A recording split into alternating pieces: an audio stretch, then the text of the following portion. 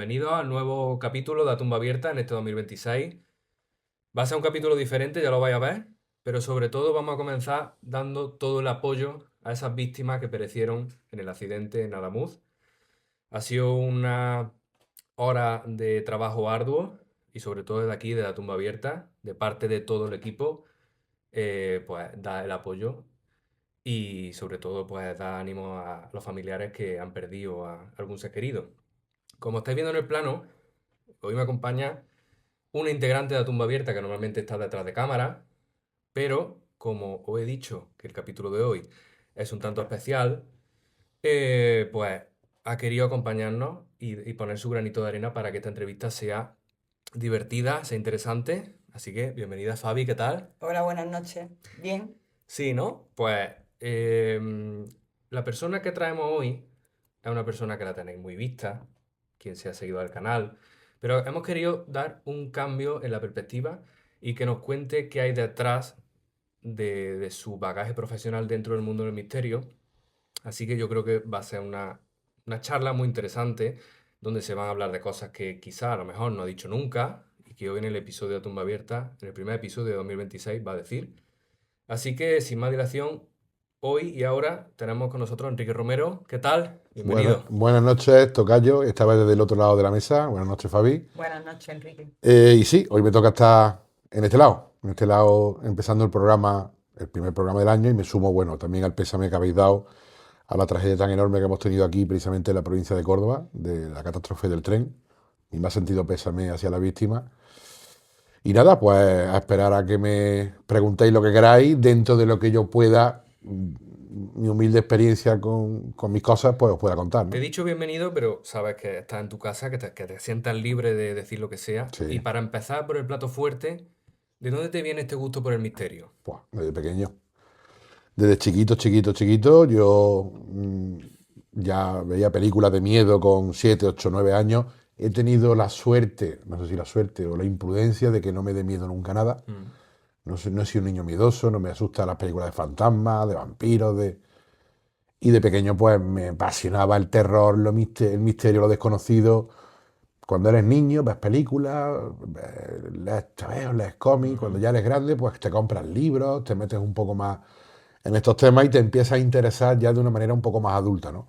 Y ya cuando ya eres una persona adulta, pues intenta, dentro de que mi tiempo me lo permite, porque yo no me dedico a esto a nivel profesional, a medias, ¿no? O sea, Sí. yo llevo el tema de las rutas misteriosas, pero yo tengo otro trabajo, que es el que me ocupa el 80% de mi tiempo, pero a nivel hobby para mí esto es no un trabajo, una pasión. Es algo me apasiona, me encanta, me gusta y cuanto más tiempo dispongo, más intento aprender, porque aquí nunca deja de aprender. Enrique, ¿has tenido alguna experiencia que te animara a adentrarte más en este mundo del misterio? Experiencia en concreto, no. He tenido la mejor experiencia ya posterior una vez dentro del mundo del misterio. ¿No la Sí, puedes contar? ahora iremos. Experiencia ahora profundizaremos, pero experiencia que me haya empujado a esto, no. Simplemente, precisamente el escuchar, el leer, el ver experiencias de otras personas es lo que me ha hecho decir, oye, quiero saber qué hay de verdad. Yo soy muy escéptico, siempre he sido muy escéptico. Yo creo en estos temas, pero me gusta comprobar que las cosas tienen cierta veracidad, que no sea Ujú. que alguien te cuente algo por contártelo. Me gusta saber si esto tiene explicación o no la tiene. Y he llegado a la conclusión, después de muchísimo tiempo, de que hay cosas que la gente diga lo que diga, cosas que no tienen explicación. Te consideras escéptico, pero sin embargo, podría decir que eres como una especie de representante del misterio como guía de ruta. Bueno, representante del misterio queda un poquito Bueno, grande, ¿no? Bueno, sí. Primero me gusta mucho leer. Tengo buena capacidad de memoria, que eso también ayuda, ¿no? mm, Y luego encima, ser guía de algo que te gusta, contándole a la gente, narrándole a la gente cosas que te gustan, y si encima te gusta claro. contar Ujú. este tipo de historias, pues la verdad es que sí, ¿no? También es una manera de hacerle a la gente descubrir un poco este mundo, el mundo de las leyendas, conocer nuestra ciudad, enclaves con misterios, sitios que tienen un trasfondo, pues sí, la verdad que me apasiona, ¿no? Algo que vamos a llamarlo como representante del misterio, entre comillas. ¿Y en tu ruta, Enrique, has sentido alguna vez la necesidad de dejar el lugar por Sí, sentirte sí. Eh, incómodo? En las rutas en sí no, pero en algunos puntos concretos de las rutas sí. Hay un punto en concreto que luego, si quieres, hablaremos, si queréis, entraremos más en detalle. Bueno, la famosa Facultad de Derecho de la que tanto hemos hablado. Sí. Hay un sitio en concreto en ese edificio donde yo no me siento cómodo. Y no es la sensación de miedo, no es miedo lo que me da, es incomodidad. Igual que te digo que recorro un cementerio de noche a oscuras y voy tan tranquilo, en ese edificio hay un punto en concreto donde de hecho intento estar el menor tiempo posible porque me inspira inquietud. Incluso me falta hasta el aire. ¿Cuánto tiempo llevas como guía de ruta misteriosa, más o menos? Como guía de rutas misteriosas llevo desde el año 2021. ¿Dirías que ha ido disminuyendo esa creencia tuya a que todo tiene explicación? No, ¿O te mantiene igual de no, es escéptico? que cada vez va a más. ¿Sí? ¿Que todo tiene explicación o que no tiene explicación? No, perdón. No, tu nivel de escepticismo sí ha ido disminuyendo con el tiempo a raíz de ir viendo diferentes No, cosas. no, pero vamos a ver, el escepticismo yo te explico. Mi escepticismo no es en creer que estas cosas no existen. Mm, Yo creo que estas cosas existen. Mi escepticismo es si de 20.000 relatos, de 20.000 historias que te enteras, te cuentas o descubres, saber cuáles son verdad o cuáles son sugestión, intento de llamar la atención, querer notoriedad, hay de todo. sí. En este mundo sabes que hay de todo. Hay gente que te lo cuenta porque querer salir, hay gente que te lo cuenta de verdad y hay gente que te lo cuenta pues porque cree que lo ha visto. Mm, Se van descartando siempre esas, ¿no? Las que sabes que tienen una explicación lógica. Y al final te vas quedando, filtras las que sabes que no tienen explicación. Cada vez hay más. Cada vez hay más historias, cada vez hay más vivencias de personas, situaciones que no tienen explicación. Mi escepticismo es hacia filtrar cuáles son las que pueden ser verdaderas o las que no. En cuanto al tema de fenómenos paranormales y este tipo de situaciones, no soy escéptico. Tengo muy claro que existen. ¿El por qué? ¿El motivo? Bueno, pues eso yo creo que nos quedaremos siempre con ganas de saberlo, ¿no? La eterna incertidumbre, ¿no? que Nunca tenemos. sabremos el por qué pasan estas cosas. Y de las personas que has conocido en tu ruta, ¿hay alguna que te haya anticipado algo, que te Sí, haya dicho algo que te haya hecho... sí, sí. Que te impacte. Ha habido situaciones en las que personas que no me conocen de nada, por ejemplo, ¿Nos puedes contar la que más te impactó? la que más me impactó fue una situación que fue totalmente ilógica. O sea, de estas cosas que ocurren que no sabes si es casualidad. Una ruta que tenía prevista, hacíamos antes una ruta aquí en Córdoba, la ruta de los Templarios, Mm, y en esta ruta, pues, bueno, pues era por la tarde. No era relacionado con el misterio, era más bien el tema de la Córdoba Templaria y tal, ¿no? Recuerdo que aquel día hacía mal tiempo y bueno, pues ese día tenía 4 personas para la ruta. A última hora me escribe la persona encargada de la ruta y me dice que al final 2 personas cancelan, simplemente mm. hago la ruta con 2 personas. Cuando me presento en el sitio, me encuentro con 2 personas, un matrimonio de un pueblo de Sevilla, la primera vez que vienen a Córdoba y bueno, pues vamos a hacer la ruta, ¿no? Yo lo mismo hago la ruta con 2 que con 20, ¿no? Ujú. Empezamos a hablar y tal, y la chica, la mujer de este matrimonio, pues me miraba de una manera rara. Mientras yo hablaba con el marido, miraba raro. Un poquito de estos que como que te están observando mientras estás hablando Como que te y... está analizando, está Sí, viendo algo que sí. no. Normalmente tú estás hablando y todo el mundo te mira, Sí, pero esta mujer me miraba de una manera distinta. es diferente. Y estaba un poquito como, oye, ¿qué pasa aquí, no? ¿Te llegó a inquietar en algún momento, Sí, no? sí. No miedo, pero ¿a qué viene, no? Mm, Una cosa muy extraña. Perdón. Total. Y bueno, pues empieza a hablarme. Y yo empiezo a preguntarle que, bueno, oye, ¿por qué me miras así, no? Me dio curiosidad. Y me empezó a decir que me miraba a mí y a las personas que tenía detrás. brutal. Claro, yo te digo, yo soy un poquito, con perdón por la palabra, cabroncillo para estas cosas. Si tú me dices que me vas a adivinar algo, que me va a leer la mano, yo me blindo. No te voy a dar ninguna pista. Claro. Porque psicología tenemos todos. Ujú, Claro. Yo sí, te puedo decir, oye, tienes un familiar que está muy malito. mm, Mucha gente está malita. sí, O tienes una persona mayor que va contigo. Todos hemos tenido un abuelo que ha fallecido. Mm. Entonces, yo no te voy a dar ni una pista.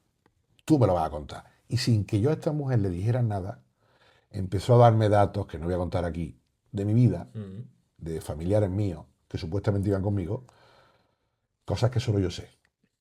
Cosas que yo solo sé, cosas muy íntimas mías. Al final acabé llorando.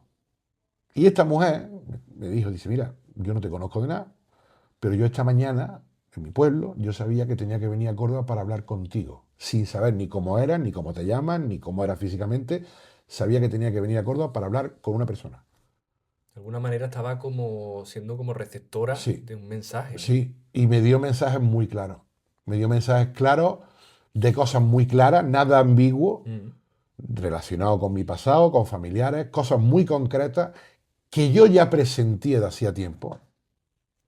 Todos tenemos un sexto sentido, ¿no? Mm. Aunque yo no soy ninguna persona sensitiva, ni tengo poderes, ni nada por el estilo, pero yo durante toda mi vida, bueno, pues por circunstancias que han pasado en mi vida, siempre he creído que alguien va conmigo, Sí. ¿no? Y me he refugiado mucho en eso, ¿no? Era como si viniera a certificarme algo que yo ya sabía, pero dándome datos concretos y dándome en el clavo, en mi punto de vista. Además, esta mujer sin ninguna pretensión de No, no, nada. no, nada, nada, nada, ni ese día. De hecho, ella vino a la ruta que yo le contara, ¿no? Que al final estuvimos andando por Córdoba los tres y yo contándole, charlando de todo menos de la ruta, ¿no? Fue además un matrimonio muy agradable, ¿no? Me contaron que ellos se dedican a esto, tienen en el pueblo donde residen una tienda esotérica, Mm. se dedican al tema, en fin, o sea, que viven en este mundo, ¿no? Yo ahí me quedé impactado. De hecho, yo fui a mi casa dándole vuelta a la cabeza, porque digo, lo que me ha pasado a mí ahora es, como te diría yo, te desmonta todo el escepticismo que puedas tener. Porque dices tú, esto no tiene explicación. Esta mujer no sabe ni cómo me llamo.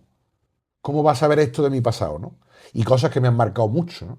Entonces yo puedo decir que esta vez fue la vez en la que más pues, impacto, sí, impacto me causó. Había otras de otro tipo de impacto, pero a nivel personal, sí. Y no has podido sacar ninguna explicación racional, dijéramos, de esa experiencia, ¿no? La única explicación que he sacado es que sé, a ciencia cierta, que hay personas que ven lo que otros no vemos. Por supuesto. Eso lo tengo clarísimo. Me digan lo que me digan, me encuentre a gente que me diga que estas cosas no existen, que este tipo de personas son farsantes, que esta gente lo que quiere aprovecharse. Hay mucha gente que quiere aprovecharse de otros Mm. Sí. y hay gente que no tiene ningún fin, ningún beneficio y tiene la capacidad de averiguar, no digo de tu vida, sino hablar con el más Sí. allá o con personas que no estén con nosotros. Enrique, háblanos de ese proyecto primero que yo creo que fue un poco el tema audiovisual o el tema de comunicación el que te introdujo, La Buhardilla. Antes. ¿Antes de La Buhardilla Sí, hubo algo? sí. Ah, pues cuéntanoslo. Antes fue, y de manera casual, como todo lo que me ha pasado a mí en respecto al misterio, además es una de las constantes en mi vida, todo lo relacionado al mundo del misterio siempre ha sido de manera casual. Igual que este podcast, Porque incluso. mi trabajo nunca lo he enfocado en este tema, Mm. mi carrera profesional va por otro lado completamente distinta, pero yo, por circunstancias familiares, estuve residiendo en Huelva durante 2 años y medio, trabajando en algo que no tiene nada que ver con el misterio. Mm. Y un día de casualidad, en un anuncio en el periódico, pues encuentro un pequeño anuncio de alguien que buscaba colaboradores para un programa de misterio en Antena Huelva Radio, ¿no? Bueno, llamé, digo, oye, mira, me gustan esas cosas. Era un chico que lleva un programa en Antena Huelva Radio, una emisora local de allí de Huelva, y buscaba colaboradores. Bueno, pues era los viernes por la noche, además en los estudios de Antena Huelva Radio, coincide, que era, la verdad que fue, digamos, lo más profesional que he hecho hasta ahora, Sí. ¿no? Todos los viernes de 12 a 2 de la mañana, desde los estudios de Antena Huelva, pues hablábamos distintos temas, ¿no? Sábana Santa, Santo Grial, regresiones, Casa Encantada. Empecé ahí como colaborador con este muchacho. Ahí empezamos nuestras primeras investigaciones, yendo a sitios, ¿no? Como Tiro Pichón, Monasterio del Diablo. Y bueno, pues ahí donde yo me empecé a aficionar. Tuve un parón, luego me vine para Córdoba de nuevo, ahí tuve un pequeño parón, hasta que luego ya, tiempo después, también de casualidad, por un amigo, me dice que hay un podcast que en aquella época no había podcast, lo Mm. hacían, se grababa el programa en una emisora local, se colgaba en Facebook y a través de Facebook pues se compartía, ¿no? La Buhardilla Radio. Ahí estuvimos 4 años haciendo el programa de La Buhardilla, donde hemos entrevistado desde JJ Benítez, Nacho Ares, el doctor José Cabrera. Hemos entrevistado a gente que Referentes y figuras ni nos de la humanidad. imaginábamos que íbamos a entrevistar. Y volviendo un poco a Huelva, porque me ha llamado la atención el Tiro Pichón. Está en Jabugo. Ya no solamente del sitio, sino de esa etapa que recuerdas que fue lo más impactante. Lo más impactante cuando estuvimos en el Monasterio del Diablo en Carmona. Uf. Ese sitio es... Además, para quien no lo sepa, dentro de la parapsicología es Es un uno- sitio que ha retirado a parapsicólogos Sí. y que luego un sitio muy caliente dentro de No, la ese óptica de sitio España, ese incluso. sitio fue increíble. ¿Qué viviste? Aquella vez. Cuéntanos un poco. Esa fue mi experiencia personal, te puedo decir, de las que más impactantes también a nivel paranormal. Recuerdo perfectamente que fue la noche del San Juan del año 2009. No se me olvidará en la vida, porque mi hijo tenía un año. Me acuerdo perfectamente. La noche de San Juan. Los del programa pues decidimos, oye, vamos a pasar la noche en el Monasterio del Diablo en Carmona, desde Huelva. Nos fuimos 4 en una furgoneta, nos llevamos una bocata, una silla de camping, unas mesas. Pasa la noche, una noche de verano. Oye, pues mira, vamos a grabar psicofonía, vamos a intentar sacar algo. Nos fuimos para allá. Los que conozcáis el monasterio sabéis perfectamente cómo está, que está al final de mitad del campo, ¿no? Está en Una ruina, loma, una sí. loma. Está en ruina, aquello no hay nadie, el acceso es el mismo acceso por donde entras que por donde sales. Y bueno, pues llegamos allí, medio tarde, anochecer, nuestra furgoneta, nuestra mesita, nuestra silla. Entramos, recorrimos aquello, colocamos nuestras grabadoras y bueno, pues nos dispusimos a pasar la noche allí, ¿no? Estuvimos un rato recorriendo aquello, intentando grabar alguna psicofonía en directo, con dispositivos y tal. Pero bueno, ya dejamos la grabadora y dijimos, bueno, vámonos para afuera, vamos a pasar aquí el rato y ya a última hora, pues cogemos lo que hayamos grabado, ¿no?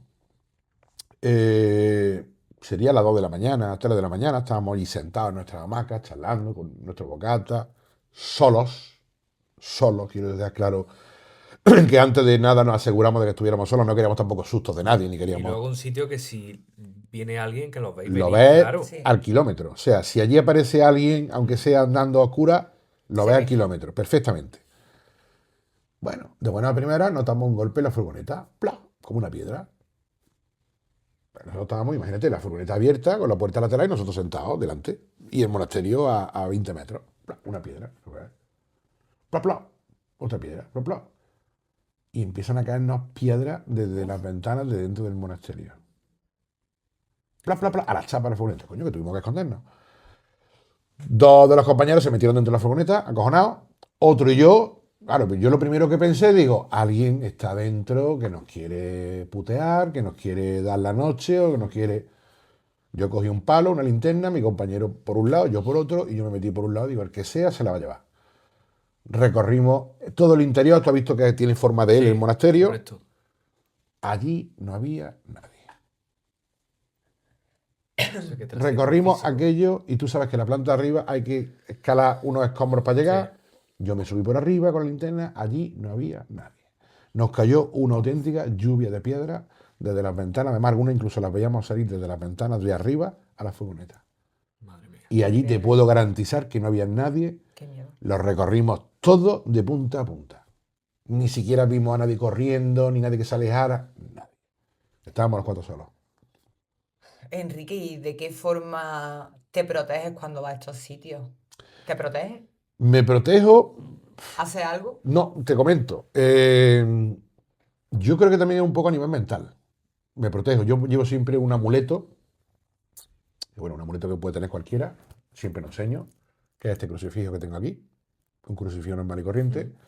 Pero este crucifijo me lo compré en un momento crítico de mi vida. Me lo compré yo, no me lo regaló nadie. Parece que remonté.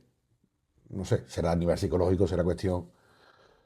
Siempre digo que me da suerte, ¿no? O que me protege. Es verdad que una cruz es lo que más se va a proteger siempre, ¿no? O una medalla de San Benito, ¿no? También llevo una medalla de San Benito en la cartera, siempre, escondida, guardadita, la llevo conmigo. Pero yo creo que la mayor protección es, ¿cómo te diría yo? El no temer. Yo no he hecho nada para que a mí me pase nada. En esta vida, por desgracia, te pasan las cosas aunque no haya hecho nada, ¿no? Vale. Pero yo, por ejemplo, voy a sitios, al cementerio, en la facultad, voy a una casa, me meto en un sitio y yo no tengo miedo de lo que allí haya. Yo sé lo que allí hay no me va a hacer daño, no tiene por qué hacerme daño. Normalmente, además, le digo a la gente, a estas cosas no hay que tener miedo. Tenemos el concepto de las películas, de películas. fantasmas, de espíritus. Oye, si tú no provocas, no tiene por qué pasarte nada. Es como cuando hicimos la famosa entrevista al exorcista, ¿lo Sí, recuerdas? sí, sí, claro. Que nos dijo, el demonio es como un perro atado. Mm. Si tú no te acercas, no te muerde. Está ahí. Si tú no provocas, yo siempre tengo un respeto tremendo y mi protección, tener la conciencia tranquila, saber que yo no estoy haciéndole daño a nadie, ni a nada, ni estoy provocando nada. Y también una cosa que viene hoy, en que cuando yo termino mis rutas, termino de hacer, por ejemplo, la facultad o salgo del cementerio, automáticamente vuelvo a mi vida normal. O sea, no me vengo a casa dándole vueltas a lo que he vivido. A no ser que haya habido esa noche alguna anécdota, la cuento, pero no me lo quedo, no lo llevo encima, ¿no? Incluso esos amuletos te pueden proteger también de personas, no simplemente que se asocia al tema paranormal, Claro. sino que hay personas que emanan una mala vibración y Sí, entonces sí, puede sí, sí, sí. afectar. De hecho, precisamente este amuleto me lo compré, me aconsejaron que me lo comprara porque en ese momento yo creí que había algo o alguien que me había intentado hacer algo. ¿Eres creyente? Complicado. Te explico. No creo en la iglesia, en el estamento de la iglesia. Como institución, No no. lo creo. Respeto a todo el Ujú, mundo. claro. Yo respeto a cualquier persona que vaya a misa y se sienta bien. Es respetable. Yo no voy a atacar nunca a una persona creyente, pero en lo que es la iglesia como institución no creo porque creo que es algo que es inventado por el hombre. Ni más ni menos. Si me dices que sí hay un Dios, no lo sé. A lo mejor no creo que sea el Dios que nos quieren hacer ver que hay, ¿no? O otro tipo de Dios, o dioses, yo no lo sé, no creo en un Dios establecido. Si me preguntas sobre si creo, por ejemplo, en la religión, complicado, no me gusta, creo que las religiones lo que hacen es dictarte lo que tienes que hacer. Ahora, lo que sí me apasiona y me fascina y creo que fue algo fuera de lo normal, la figura de Jesucristo. Y ya no hablo como hijo de Dios. No Como sé. personaje No histórico, sé ¿no? si fue hijo de Dios. Fíjate lo que te digo. No sé. Mi gran duda. ¿Quién fue? ¿Por qué él? ¿De dónde vino? ¿Y por qué la humanidad gira en torno a la figura de Jesucristo, ¿no?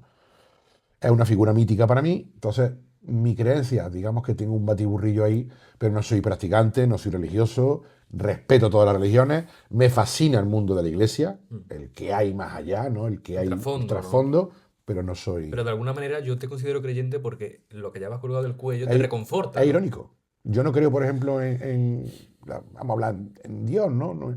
Pues, o sea, pero a mí esto me da tranquilidad. Entonces, a lo mejor soy una especie de creyente a mi manera. No te digo yo que no. Por eso digo que es complicado. No puedo yo definirme como un no creyente, ateo, agnóstico. Sí, es que siempre mi cabeza siempre está abierta a la duda. Era agnóstico, por tanto, claro. Puede ser. Ujú. ¿Y hay algún sitio que nunca haya ido que te gustaría ir? Sí. ¿Cuál? Hay muchísimo. Bueno, de hecho, ahora en breve tengo previsto un viaje a Edimburgo, por ejemplo, que es la ciudad más embrujada de Europa. Mm. Ujú. A media hora de Edimburgo está la Capilla Roslin. Quiero ir a la Capilla Roslin, donde dicen que está enterrada María Magdalena y el Santo Grial, en fin. Pero bueno, a nivel local hay un montón de sitios. Ahora mismo estamos entrando en la Facultad de Derecho, estamos entrando en el Cementerio de la Salud, pero es que tenemos sitios como el Obispado, por ejemplo, Palacio de Congresos. Tenemos sitios como Filosofía y Letras, que si Dios Sí. quiere, por pronto retomaremos las rutas misteriosas dentro de Filosofía y Letras, en ello estamos. Y es que Córdoba está llena de casas, de sitios donde A hay... nivel nacional, por ejemplo. A nivel Un nacional, sitio que diga, este sitio es top. Este sitio me gustaría ir antes que quizá lo derriben. es que hay tantísimos... Bueno, el Cortijo Jurado, por ejemplo, es uno de ellos. Que hablamos de él en el podcast. Estuve en un sitio el año pasado que, claro, fue una visita turística, ¿no? Pero es el sitio donde me encantaría pasar una noche, el Monasterio del Escorial. Sitio emblemático. Ese sitio Sí. Y va, pasado. va de turismo, porque va de turismo, Sí, no sí, hay otra sí, manera sí, de sí. entrar, pero pasar una noche Uf. en el Monasterio del Escorial, hacer una investigación en el Monasterio del Escorial, donde dicen que está una de las puertas del infierno dentro. Eso tiene que ser una experiencia, yo ahí creo que sí sería impactante. Recorrer esos pasillos de noche, De noche. esa galería, esas cristas, el Panteón Real, y luego por todo el simbolismo y todo lo que significa el Monasterio del Escorial, ¿no? Ujú. Creo que sería un sitio donde lo he visitado de día varias veces en mi vida, la última fue el año pasado, pero yo creo, fíjate lo que te digo, yo creo que ahí sí podría pasar miedo. Y no soy miedoso, yo creo que Inquietud al menos. ahí me apretaría, es un sitio que me apretaría. De lo que a mí me impone ya de día, de lo que me representa y de toda la historia que tiene, ahí me apretaría. Retrotrayéndonos un poco a esa primera vez que te estrenas como guía de ruta, ¿cómo recuerdas ese primer día en el que te plantas delante de un grupo de personas? Nerviosísimo, nerviosísimo. Me pasa siempre igual, siempre que empiezo algo nuevo, nerviosísimo. Recuerdo perfectamente a Demetrio, el guía que estaba antes que yo, de aquí le mando un abrazo, porque además es un tío fenómeno. Se ha tirado mucho tiempo de guía de Córdoba Misteriosa, y claro, pues estaba, bueno, pues cambió de trabajo y tal, y me acuerdo que mi primer día vino conmigo. Yo iba como un flan, Primero porque no es lo mismo sentarte a hablar en un micrófono, como había hecho en la radio, como he hecho en la guardilla, a tener 40 personas delante tuya. Esto, me acordaré de lo que tengo que hablar. Aunque las leyendas, las historias, las sabía porque me las sé, me gusta leer sobre Córdoba, ¿no? Pero tienes que contar a la gente algo y tienes que contar a la gente algo y enganchar a la gente, no es solamente contarlo, Cautivarla. Claro. cautivarla. Yo puedo estar contigo aquí delante de ti contándote 20.000 leyendas y a la segunda estás deseando que me vaya, porque vaya tostón de tío, ¿no? Como hay algunos que tú sabes, ¿no? Sí. Que lo hacen así, ¿no? Entonces ya no es solamente contar, es enganchar, cautivarte, seducirte, que tú digas, hostia, que termine de contarte la historia y tú digas, no me creo nada de lo que me ha contado, pero me ha encantado. ¿Esa primera vez te ocurrió algo que se podría catalogar como paranormal? ¿O fue No, la una primera noche vez normal? yo creo que estaba tan nervioso que era simplemente intentar que se leyera todo bien, que casualmente empecé las dos primeras leyendas un poco nervioso y al final quedé haciendo yo la ruta yo solo, que mi compañero me acuerdo que se quedaba mirando y me decía, tírale, sí, va fenómeno. Y al final eh, te engancha. Sí, ¿no? Esto te engancha. Además es una cosa que te engancha porque la gente dirá, es que es siempre lo mismo todos los fines de semana. Sí, es verdad, yo ya, lógicamente te lo sabes de memoria, ¿no? Claro. Cada fin de semana cuentan lo mismo, la misma historia, en el mismo sitio, cuentan la misma coletilla, pero cada grupo es distinto. Hay grupos con los que empatizan más. Y luego está ¿cómo te diría yo? Tú tienes que conectar con la gente. Hay gente con la que estás hablando o tú estás hablando a la gente y yo conforme estoy hablando estoy mirando a las personas y sé que aquel no le hace mucha gracia, aquella persona está más enganchada, el otro está menos enganchado, entonces tú más o menos evalúas. Suelta un chascarrillo aquí, es como si tiras, tira una cosita a ver si te la Un cogen. cebo, a ver si sigue, ¿no? Si te la cogen, vale, bien, vamos por aquí. Si no te la cogen, vamos, cambio de timón. Entonces cada grupo es distinto. Te enfocas más, te gusta pararte más. Hay grupos, yo por ejemplo, es una cosa que siempre digo a José Manuel Morales, como él me dice que dice, te quedas más porque quieres. La ruta duran 2 horas. Yo raro el día en que no he hecho 2 horas y cuarto, 2 horas y media. ¿Por qué? Porque termina y la gente se te empieza a preguntarte, bueno, y aquí, y esto y tal. Y como me gusta tanto interactuar con la gente, como que no soy capaz de cortarlo cortar. y de, venga, le respondo la pregunta, tal. Además siempre digo a la gente lo mismo, digo, no tenéis ganas de iros, ¿no? Y son las 12 y cuarto, las 12 y 20. Tanto allí. Pero porque se ven en el contexto para abrirse. Claro, están. Además, es una cosa que me gusta.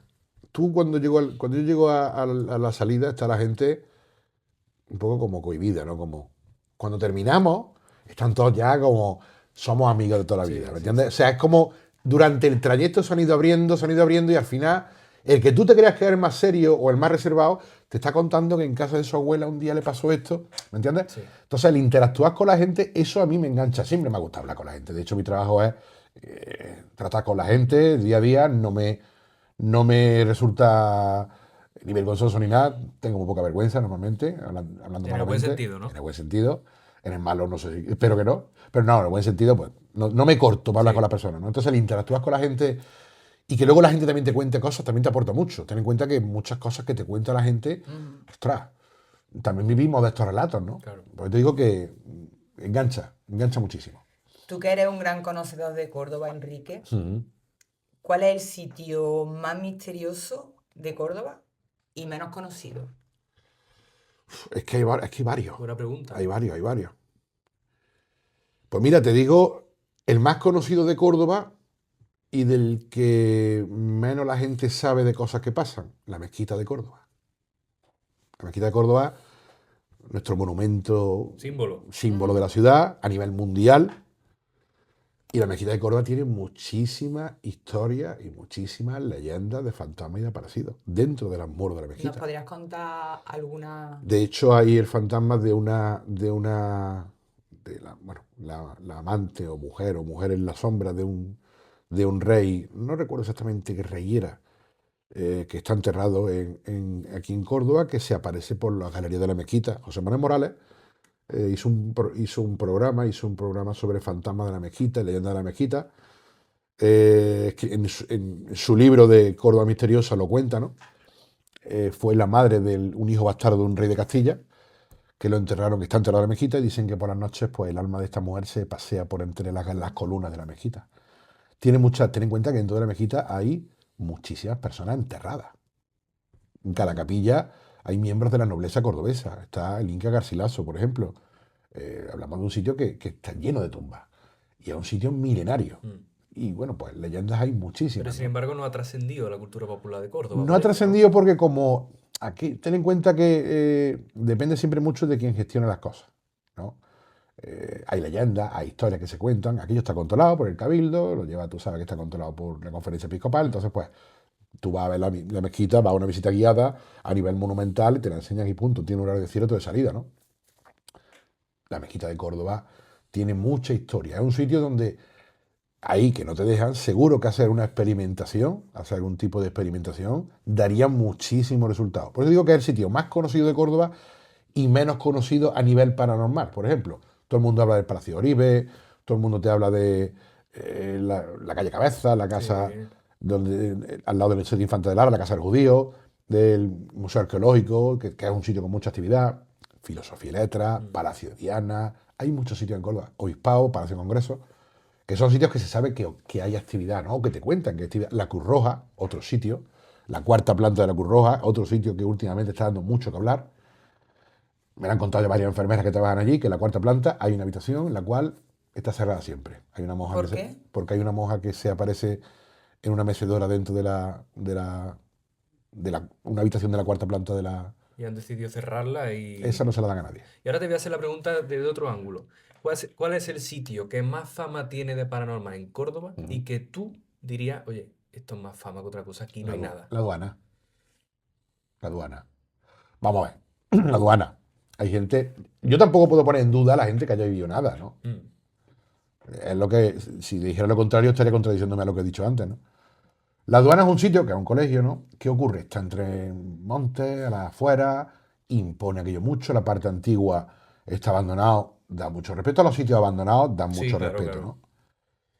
Pero ahí tampoco hay nada que, digamos, contar. Eso es que sigue siendo un colegio en activo Claro, hay una parte que tranquilamente. está abandonada, no hay mucho que contar, no hay nada que se sepa que haya pasado ahí. Mm. Lo que pasa es que hay gente que allí dicen que hay el ruido, que no digo que no, que vuelvo a repetir, que hay gente que ha vivido experiencias. Bueno, pero yo creo que es más fama la que tiene el Colegio de la Aduana que lo que realmente ocurre allí, ¿no? Por ejemplo, como el monasterio de Nachuelos, ahí sí ocurren Sí, cosas, porque tiene una historia trágica alrededor, ¿no? Ahora hoy en día creo que es un centro de rehabilitación de toxicólogos, sí. de personas con Sí, hay reclusos también, sí. politoxicólogos y tal, y tienen un ala, pero aquello es un sitio donde allí se han grabado unas auténticas psicofonías Sí. brutales con imágenes, con grabaciones de vídeo tremendo. Entonces es un sitio que sí es verdad y además tiene una historia trágica atrás. Pero la aduana, Y sin embargo veo muchos grupos de parapsicólogos, pseudo parapsicólogos que bueno, hoy en juzgan día por... parece que meterte en una obra abandonada Sí, por llena de simplemente escombros por... es ya directamente investigar, ¿no? Pero bueno, hay gente para todo. Te voy a poner un membrete, Enrique, porque quiero que nos cuentes la anécdota más impactante que te ha pasado en la Facultad de Derecho con una mujer. Sí. Cuéntanos aquella noche cómo fue. Ya la he contado en varios programas, yo creo que la gente que más o menos me sigue, así que me sigue alguien ya la sabrá, ¿no? Aquella noche te puedo decir, igual que te he dicho al principio que yo no me da miedo nada, yo no sé si eso es miedo o no es miedo, ¿no? A mí me da miedo a perder a un ser querido, a mí me da miedo a una enfermedad, a mí me da miedo a una tragedia en mi vida, eso sí me da miedo. Pero estas cosas a mí no me dan miedo, pero aquel día, hablando malamente, se me apretó un poquito el... Aquel día son de estas cosas que dices, está pasando de verdad. Claro, cuando tú ves que hay 40 personas delante tuya que lo están viendo como tú, y tú intentas buscar todas las explicaciones posibles. Estábamos en la tercera planta. Llegamos a la tercera planta, pues bueno, los que habéis hecho conmigo la ruta, tú entre ellos, y tú también, sabéis perfectamente que la tercera planta es un pasillo muy Sí, estrechito, y la gente pues se me pone en los laterales, yo me pongo en una punta, ¿no? Venía una señora con su hija y su yerno, además coincide que el yerno, el chaval lo conozco yo de vista, ¿no? Una señora normal y corriente, unos 60 y pocos años, normal, en condiciones, la señora pues llegamos a la tercera planta, la señora la tenía justo a mi derecha, además la tenía que mm, la primera persona que tenía aquí. Y conforme yo voy a empezar a hablar, esta señora inclina la cabeza para atrás, Uf, se le ponen los ojos completamente en blanco, literalmente, como las películas, y empieza a cantar una nana en voz alta. es que es de película. No, no, igual que una película. qué miedo. Canta y baila y ríe, todo esto gritando. Claro, yo hice así, miré para el lado a ti te entra de todo por el cuerpo. Primero, lo primero que piensas es la graciosa. Todo esto te hablo de décimas de segundo. Sí, sí, claro. Tu cabeza en décimas de segundo busca explicación. ¿Esto qué es? Ya está. Esta quiere ser la graciosa. La gente bajaba la escalera, que tú no te puedes imaginar, la gente como chillaba, las mujeres. El vigilante de seguridad, Paco, pues además que cada vez que hacemos la parada arriba, Paco lo cuenta, nos miramos y yo, esto es verdad. Y yo ya me mosqué cuando yo ya vi a la hija que se acercó a la madre, mamá, mamá, ¿qué te pasa? Mamá, ¿qué te pasa? Mamá, mamá, pero mamá, pero mamá, pero mamá. Esto duró 1 minuto y medio, te hablo. 1 minuto y medio eterno. Y esa mujer no reaccionaba. Ve a esa mujer con los ojos en blanco, yo te digo a ti que a mí me hizo el cuerpo. Uf. ¿Y en ese momento cómo procedes? ¿Para la ruta o cómo fue? Yo no paré la ruta se paró sola. La gente se salió corriendo.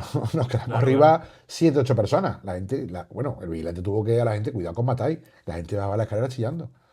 Yo me quedé allí, claro, yo con el yerno, también piensa qué le pasa a la mujer, ¿no? Vamos a ver. Yo te digo, 1 minuto y medio, que 1 minuto y medio da tiempo que pasen tantas cosas. Y ya la mujer reaccionó y era como si te despiertas de la siesta.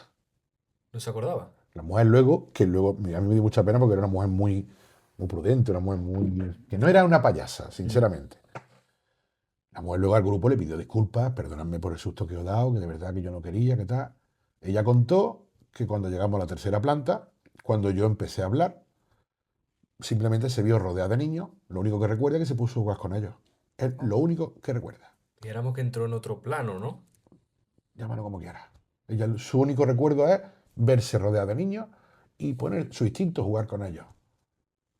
Claro, que eso te lo cuenta una persona mayor, una mujer, una madre respetable, impacta mucho, tío. Porque yo te garantizo que esa mujer ni era el prototipo de persona que quiere llamar la atención, ni estaba allí para, digamos, alardear de Sí. nada, nada, nada. Ni era sensitiva ni nada, porque yo ayer no le pregunté, digo, tío, tu suegra dice, en la vida, tío, en la vida, ella tiene ningún tipo de experiencia ni nada, de la vida la pasa nunca nada. Aquello impactó muchísimo. De hecho, es una de las cosas que contamos allí en la Facultad de Derecho, en el mismo sitio donde ocurrió. Luego han ocurrido muchas Yo cosas creo que más ese sitio también. tiene algo, ¿no, Fabi? Sí, Que parece tiene como que es un algo hilo. Ese, también. Ha habido imágenes sí, que han sacado personas que han ido allí. ese Una de sitio, ellas la podíamos poner, Sí. que es la que sale la, la del monje, ¿no? un niño, ¿no? Sí, sale un niño en la En la baranda de la barandilla. escalera. Sí, sí, sí, sí. Y la otra que tenemos también, que es la de un monje, Sí. que la sacaron este verano, una chica que venía con su pareja, echó 3 fotos a la ventana del patio interior, y de las 3 fotos sale un monje Uf. con la barba así para arriba como con un niño en brazos. Tal. De hecho, la pregunta que tú me hiciste antes de el sitio que más, digamos, menos quiero estar, Sí, es ahí, en la tercera en la planta. tercera planta de derecho. Yo te puedo garantizar, además ustedes me conocéis, yo no soy sensitivo, no tengo poderes especiales, ni tengo, puedo tener intuición, pero no soy una persona que note cosas, ¿no? Mm. Ujú. Ese sitio es el único sitio de toda la ruta en la que yo me quiero ir.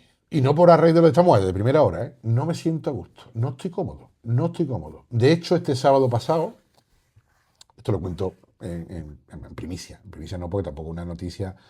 Este sábado pasado, pues tuvimos una ruta privada en Facultad de Derecho con Fede Padial, también un amigo nuestro de José Manuel Morales de Ruta Misteriosa, un gran investigador también, parapsicólogo, y este hombre, bueno, pues hace rutas con gente que se dedica a esto, pues que organizan unas rutas al año, y este año que no venía a Facultad de Derecho. Trajeron unos equipos impresionantes, una grabadora impresionante. Y en la tercera planta, dice, oye, vamos a hacer aquí un poquito de... Paramos la ruta, como harán ellos, Ujú. y encendieron los dispositivos y empezamos a hacer preguntas. A hacer preguntas. Decía, sin ruido, si alguien, por ejemplo, imagínate, además, gente muy profesional, si alguien hacía ruido de que sonaba un chaquetón, decía, es un chaquetón. Sí, claro. Alguien tosía, ha sido una tos, para que cuando tú escuches, identifiques lo que es, ¿no? Tenían un dispositivo, una grabadora, y luego tenía otro a través del cual él veía si entraba algo o no, ¿no?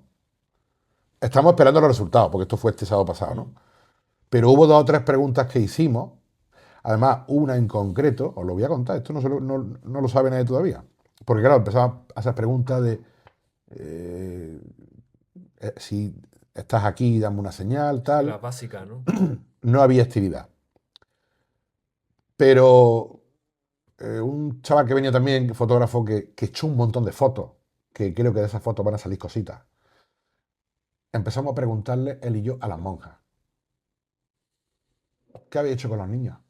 Uf. ¿Dónde la habéis llevado? ¿Os arrepentís? Preguntas de este tipo cada 30 segundos, ¿no? Para un intervalo, ¿no? En concreto, él hizo una, ¿te arrepientes de haberte llevado al niño? Y en ese momento dijo Fede, algo ha entrado. Lo que pasa es que esto tienen que pasarlo ahora ellos por su programa informático para ver si ha Sí, va a sacado, limpiar el sonido, para entiendo. ver si la psicofonía ha entrado, ¿no? Otra pregunta que hice yo también fue, no recuerdo si era qué había hecho con los niños o a dónde se llevan a los niños y entró algo. Estoy esperando y te digo que Fede filtre la de esta porque yo creo que de ahí puede salir cositas. Hay una cosa muy interesante que eso me lo contó otra bambalina Enrique en una conversación. Es muy curioso y sobre todo para gente que haya venido a la ruta, creo que va a ser interesante. Y es que esas primeras veces cuando tú llegas, que estás solo, que abres la puerta, que atraviesas esos pasillos oscuros, ¿cómo vives esos momentos previos a empezar la ruta? Ya estoy acostumbrado. Al principio, igual, es que también te digo, es que claro, es que si te hablo del miedo, pues dices tu miedo. Pues, si antes he dicho que no me daba miedo nada, ahora cualquiera puede decir, es que eso es miedo. Llámalo como quieras. Yo antes de la ruta, siempre 10 minutos, un cuarto de hora antes, llego con el vigilante de seguridad. Tenemos que tener un vigilante durante la ruta. Él abre la puerta, la gente está en la puerta esperando y entre él y yo, él quita la alarma, yo voy a encender las luces y para encender las luces del claustro de todas las facultades de la planta de arriba, yo tengo que cruzar el claustro a oscuras. En verano, a las 9:30 todavía es de día, Mm. pero en invierno a las 6 de la tarde de noche. A oscuras. Y allí de noche no hay luz ninguna, ¿no? Voy con la linterna del móvil. Yo te puedo garantizar que voy mirando para abajo o voy cantando muchas veces. Yo, al principio, ahora menos, ¿no? Ahora ya como que voy más. Pero yo al principio iba enfocando para abajo porque no sé, eso de decir voy a enfocar para adelante, me voy a encontrar delante mía alguna. Sugestiona por lo menos, claro, el sitio. Claro, entonces, pero yo te digo que es que el miedo es libre. Mm, Miedo, si tuviera miedo no lo haría, no claro. entraría, ¿no? Pero como que no me quiero llevar esa impresión. En cambio, irónicamente, por otro lado, yo estoy deseando que me pase algo. Me pase, me refiero de ver, de Sí, vivir, de sí, claro. presenciar. Es un poco contradictorio, pero claro, también tienes la prevención de no querer llevarte el susto, ¿no? ¿Entiendes? Pero son momentos que impresionan bastante. Esos momentos, Fabi, tuvieron que ser impactantes. La verdad que sí. Bueno, y las leyendas que nos cuentas en la ruta, Ujú. ¿de dónde las sacas? Uf, Córdoba. Es que Córdoba, yo a la gente siempre le digo, en Córdoba tenemos un filón de leyendas, de historias, de cuentos, de mitos. Es la tradición oral que ha ido conservándose, que ha ido, lógicamente, se ha ido recopilando en libros, ¿no? Hay muchos libros. Al que le gustan estas cosas, yo siempre lo animo que se vaya al libro Paseos por Córdoba. O sea, es la Muy buen Biblia libro. de cualquier cordobés. Ahí están todas las leyendas de la ciudad registradas por Ramírez de Arellano, un escritor de finales del siglo XIX, donde te cuentan las leyendas, y no solamente leyendas, sucesos de Córdoba que han ocurrido a lo largo de la historia, ¿no? Y luego Córdoba, como te acabo de decir, la tradición oral. Las leyendas que yo cuento son las historias que contaban nuestros abuelos, nuestros bisabuelos, nuestros tatarabuelos, a la luz de la chimenea, con toda la familia escuchando al anciano de la casa, porque no había internet, no había televisión, no había radio, y la noche, después del comer, a la luz de la hoguera, escuchando al abuelo contar historias de fantasmas. En una época en la que se creía en fantasmas y se creía firmemente en lo que hoy en día la gente es incrédula, pero hace un siglo, siglo y medio, la superstición, la ignorancia, y que la gente creía en este tipo de cosas. Hoy en día le cuentas a un nene una historia de fantasmas. Porque lo han visto todo, parece, ¿no? El cine ha hecho mucho daño. Bueno, no daño, el cine está bien, ¿no? Pero ya no es que lo hayan visto todo, es que vivimos en un mundo en el que no se conserva ese misterio. Ahora, por ejemplo, yo te pongo en una situación.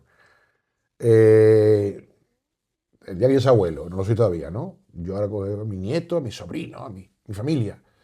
Vení, vamos a sentarnos aquí que voy a contar historias de miedo. A la media hora, bueno, a la media hora, a los 2 minutos a los niños con los móviles, de entrada. Pero ya les cuesta focalizar, que es un problema, ¿no? Estamos perdiendo ese tipo de... Bueno, se ha perdido hace ya mucho tiempo, ¿no? Mm. La televisión, las redes, los móviles, la incredulidad, la gran... Vamos a ver, también por otro lado está bien porque hay mucha información. Antes había ignorancia, ahora ya no la hay. Ahora hay información, ahora un niño de 10 años no lo engaña. Eso está muy bien. Pero debería de conservar ese pequeño encanto, ¿no? De la inocencia de creernos lo que mi abuelo me está contando. Sí. A mí mi abuelo me contaba historias cuando yo tenía 9 o 10 años Mm. y a mí eso iba a misa lo que me contaba mi abuelo. O ya, lógicamente, vas creciendo y vas viendo lo que es mito, lo que es historia, pero que tu mayor, tu abuelo, un tío, alguien que sabes tú que ha vivido, te cuente una historia que le contaron a él de pequeño, wow, eso tenía una cautivación que hoy en día no tiene. Porque antes yo creo que veía a la persona mayor como una especie de pozo de sabiduría y ahora parece Totalmente. que los apartamos Un a los ancianos y referente. no queremos Sí, no, escucharlos. no. Y si la gente de hoy en día supiera lo que se puede aprender de una persona anciana, porque no nos damos cuenta, una persona anciana, sí, estará limitada para muchas cosas, pero lo que esa persona, nada más que la vida de esa persona, ya es para enseñarte. Entonces, todas estas leyendas, estas historias, son leyendas que se han contado durante siglos. De hecho, hay leyendas en Córdoba que las puedes escuchar de 5, de 6, de 7 maneras distintas. La del Palacio de Oribe, por ejemplo, que yo creo que es de las más famosas, a mí me la han contado de 5 maneras distintas. Cada una de una manera. ¿Por qué? Porque como la han escuchado, se la han contado. Claro. Y cualquiera puede ser válida, porque si no, así no fue. Mm, No, así no fue. Si nadie sabe cómo fue, si era una claro, leyenda. claro. Luego están los puristas, ¿no? De que así no fue eso. Pues si era una leyenda. Si seguramente ni pasó. Sí, Puede ser válida cualquiera. ¿Qué más da? La leyenda te entretiene, te gusta, te cautiva, te engancha. Yo una cosa que le digo a la gente siempre cuando hacemos las rutas, ¿no? La leyenda te entretiene. No te la crees, es fantasía, pero te entretiene. La realidad es más triste y más corta. Hombre, Palacio el Oribe, trasfondo tiene que tener Palacio real. Oribe es una leyenda bonita, ¿no? Alguien dice a ti que el padre mató a la hija y la mató, o la tiró a un pozo, o la niña se fue con los mercaderes, o la mató la criada. Qué rápido acaba la Pero no historia, vende ¿no? tanto, claro. ¿Eh? Claro. De todas las que cuentas de Córdoba, ¿cuál es la que más te gusta? ¿Leyenda o historia? Leyenda. Hombre, de las que cuento en Córdoba hay varias. Tengo Palacio Oribe, para mí es de las más bonitas. A mí una que me cautiva mucho, que no es la del fantasma de Capuchino, por ejemplo. Fantasma de Capuchino cuando hacía la ruta paranormal, me encanta. Y luego están los sucesos reales. Pero cuéntanos alguna historia. ¿Alguna Que historia? esté entre Sí. el filo entre leyenda y realidad.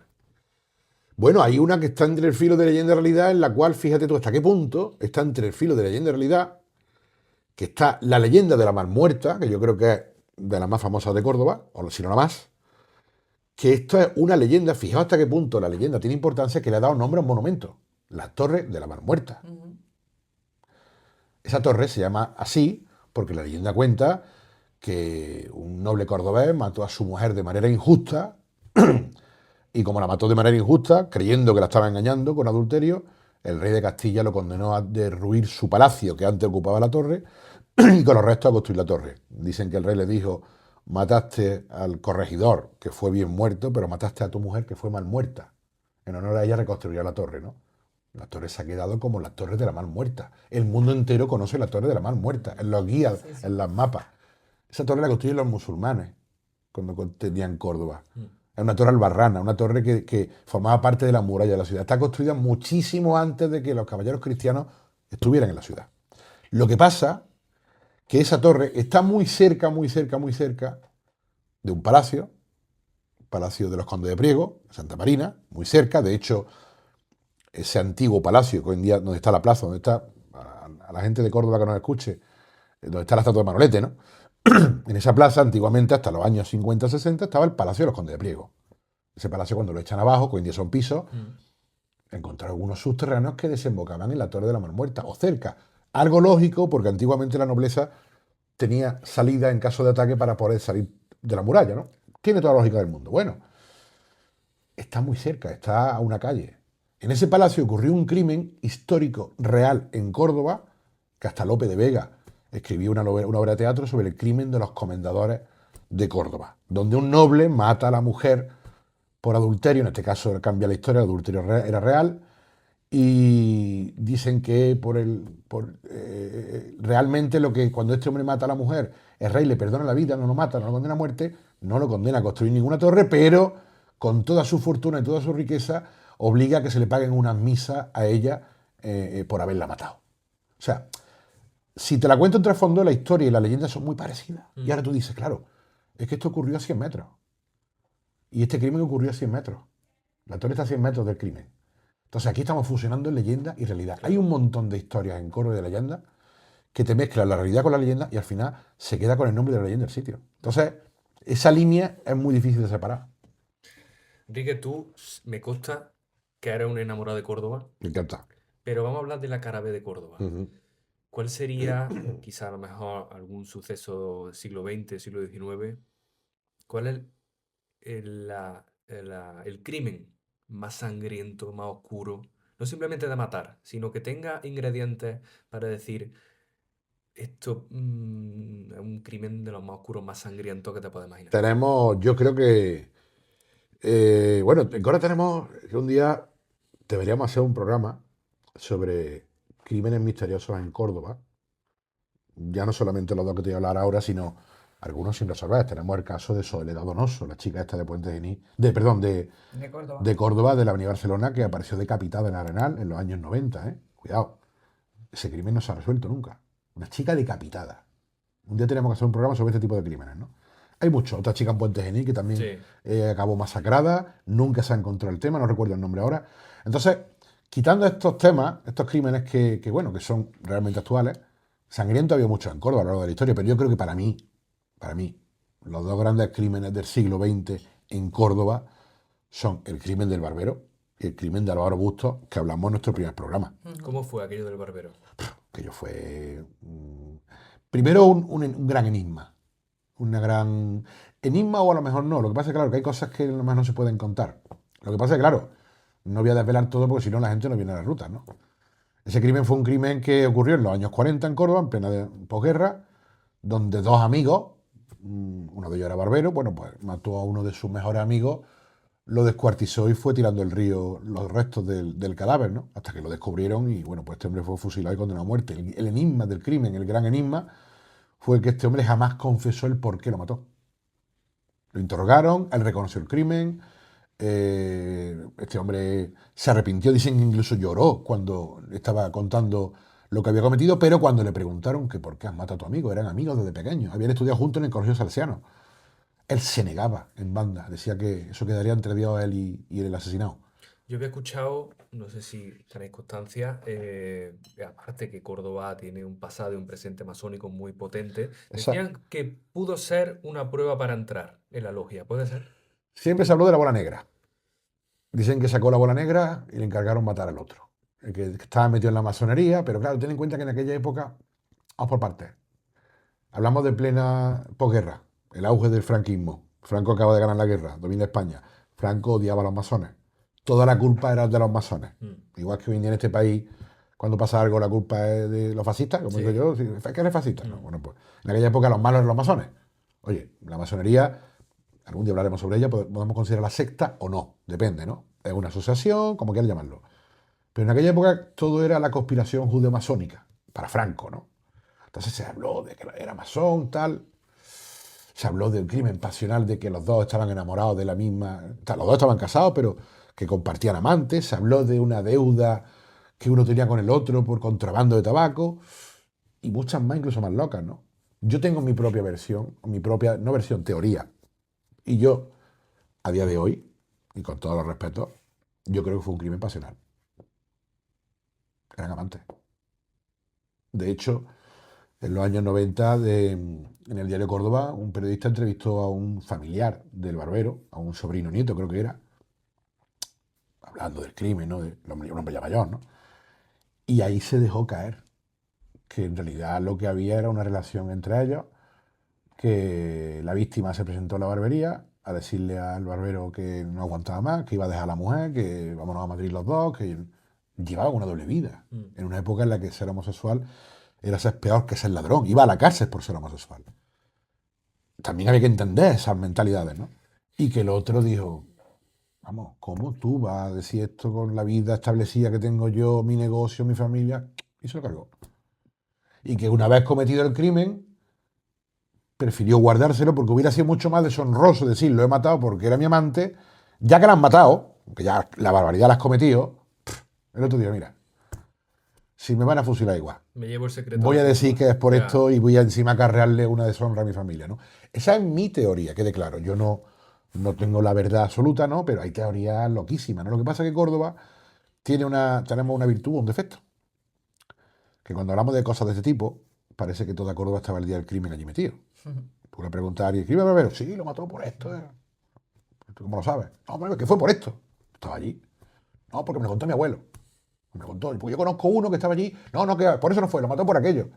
Y eso está bien también, ¿no? ¿Por qué? Porque te da distintos puntos de vista, ¿no? Sí, yo dime y dirate un poco. Y de este tipo de cosas, a lo mejor no porque, de esta historia no creo porque como es tan moderna hay información en internet, pero de este tipo de cosas nacen las leyendas. Si no hubiera internet, si este crimen hubiera ocurrido en el siglo XVII, te garantizo que hubiera sido una leyenda. Hoy día de hoy. Seguro. Pero claro, como hoy en día puedes meterte en internet y ver la foto del barbero, lo que ocurrió y tal, está demasiado reciente. De hecho, hay un crimen en Córdoba que muy poca gente conoce. Que bueno, nosotros tenemos, también voy a contar aquí una pequeña leyenda fusionada con historia, ¿no? Tenemos en Córdoba la Cruz del Rastro. Donde está el Sojo Rivera, está la Cruz del Rastro. Esa cruz que lleva ahí siglos. Hay dos teorías, dos versiones sobre por qué esa cruz está ahí. Hay una que tiene su leyenda, porque es un crimen que ocurrió realmente. Lo que pasa es que, claro, ya la gente pues exagera, ¿no? Que es el crimen de la Posada del Potro. No sé si lo conoces. Algo he escuchado, sí. Donde, bueno, pues el posadero de la Posada del Potro, que hoy en día está abierta, es un centro cultural. Bueno, pues este hombre se cargaba a los viajeros, cuando por la noche estaban durmiendo en las habitaciones, él entraba por una trampilla a las habitaciones, los mataba, les robaba y enterraba los cuerpos. Madre mía. Y una noche, casualmente, un capitán del rey pasa por Córdoba y se aloja en la posada el hombre, y bueno, pues pide de cenar y una cama. Y mientras está cenando, la hija del posadero, que no era, dicen que era su sobrina y que además abusaba de ella, digamos que se prendaron los dos, el capitán y la chiquilla, ¿no? La chavala, una chiquilla con 15 años. Y que la chiquilla le dijo al capitán, no durmáis esta noche, no durmáis. El capitán se acostó y se quedó un poco rayado pensando y se acostó con la espada encima. A mitad de la madrugada ve como debajo de la cama se abre una trampilla donde asomaba el posadero con un cuchillo. Claro, el tío se levantó, se enfrentó a él, le dio la más grande y lo retuvo y llamó a la guarnición de Córdoba y ordenó que lo pusieran bajo arresto. Cuando ya confesó la niña todo lo que le había hecho el posadero y la cantidad de cadáveres que encontraron, los restos de cadáveres escondidos en la posada y enterrados. Dicen que el mismísimo rey de Castilla, Pedro I el Cruel, porque el capitán avisó al rey, que casualmente estaba en Sevilla, se presentó en Córdoba para ver lo que había pasado y que el juicio lo hizo el rey. Y que ordenó que al posadero se le atara las manos en las rejas de la posada del potro y los pies a dos caballos. Y que azotaron a los caballos salieron corriendo, descuartizaron el cuerpo y el rastro de la sangre dicen que llegó hasta la ribera por la calle San Fernando. Y que colocaron una cruz por el rastro de la sangre, por eso se llama la Cruz del Rastro. Pero claro, es ilógico que nadie construya una cruz en un sitio donde ha muerto un asesino. Claro. La Cruz del Rastro está ahí por el rastro de la sangre de la matanza de judíos que hubo en Córdoba en el siglo XV o XVI, ahí me pierdo, tendría que consultarlo, durante la procesión del Corpus, por un fanatismo religioso que hubo en Córdoba, que estaba bajando la procesión de la Virgen por la calle La Feria.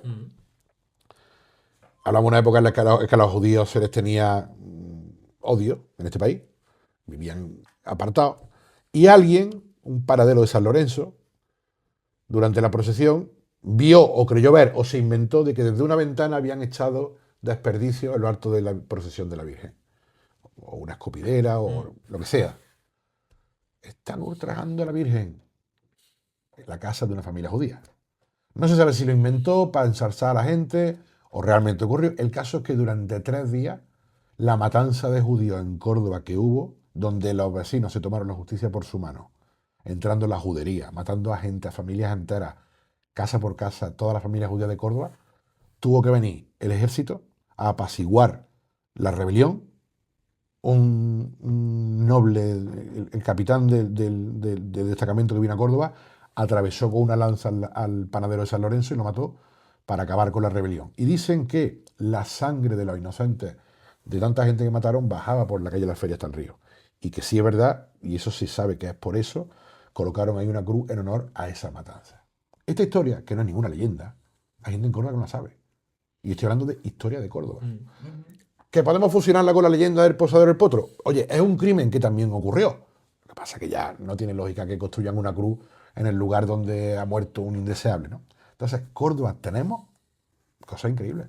Lamentablemente hemos llegado al final del episodio, Fabi, pero estarás conmigo de acuerdo de que podríamos tirarnos horas y horas hablando de leyendas y sobre todo de tu bagaje, ¿no? Con el misterio, Ahí estamos, a ver si que creo que te seguimos. va a acompañar ya de por vida. Yo creo que sí, porque ya se ha convertido en parte de mí. ¿Qué tal? ¿Cómo te has sentido en el otro lado? de la Pues entrevista. la verdad que es la gloria, porque como me gusta charlas tanto, además tendría para seguir 2 o 3 horas más, ¿eh? Si yo tengo aquí carrete. Yo tengo aquí, me tiráis de la lengua y tengo para sacar carrete. No, de hecho yo creo que dejaremos algunas cositas para otro episodio que Cuando estén queráis, atentos, cuando porque yo queráis. creo que hay cositas de Córdoba que la gente ya se ha ido Es perdiendo. una pena, ¿eh? De verdad, yo lo digo sobre todo a la gente joven, Mm. que tenemos una ciudad con historias de drama, de miedo, de fantasmas, de espíritus, de romances, casas encantadas, castillos. Tenemos una ciudad increíble. Mm.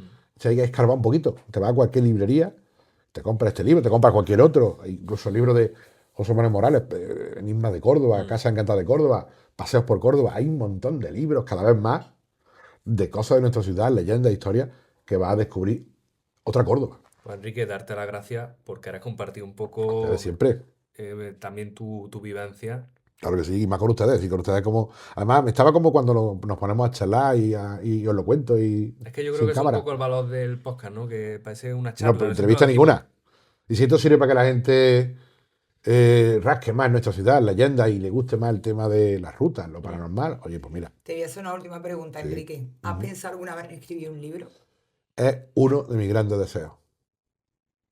Es uno de mis grandes deseos. Dicen que en esta vida tienes que tener un hijo, plantar un árbol y escribir un libro. Ujú. Menos el libro, lo tengo ya todo hecho. El árbol lo tengo plantado, el niño también lo tengo plantado. Sería interesante. Sería muy Y interesante. no lo he hecho, pues lo empecé una vez. De hecho, perdí lo que tenía escrito hace ya unos años. Empecé a escribir un libro, una novela, pero no me la organicé bien, no la perdí y tal. Me encantaría, pero falta de tiempo. Para tener un libro hay que ser ordenado, tener claro lo que va a tocar. Mm. Entonces, y aparte, tengo tantos temas en la cabeza que no sé exactamente de qué o sobre qué. Claro. Y además, como guiño del destino, me tienes que dejar ser tu presentador.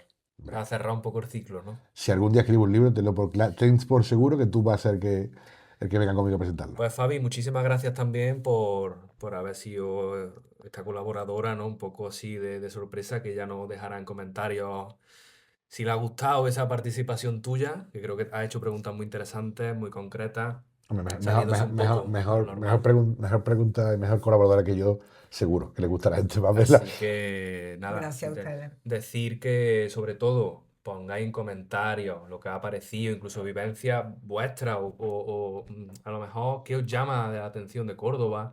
Sobre todo importante, que eso la gente no lo ve, deslizáis y llegáis a un botoncito que pone hypear, ¿vale? Esto es muy importante porque ayuda a posicionar el vídeo, lo podéis hacer hasta 3 veces si os apetece. Es Compartirlo, gratis. suscribiros, mandarlo a toda la gente, que de eso vivimos. Nuestro podcast es para ustedes, pero se trata de eso, de que se comparta y cuanto más gente lo vea y cuanto más se comparta, pues más iremos subiendo y más seguiremos haciendo, ¿no? Sí, sobre todo de corazón. Esperamos que os haya gustado mucho, que haya sido interesante.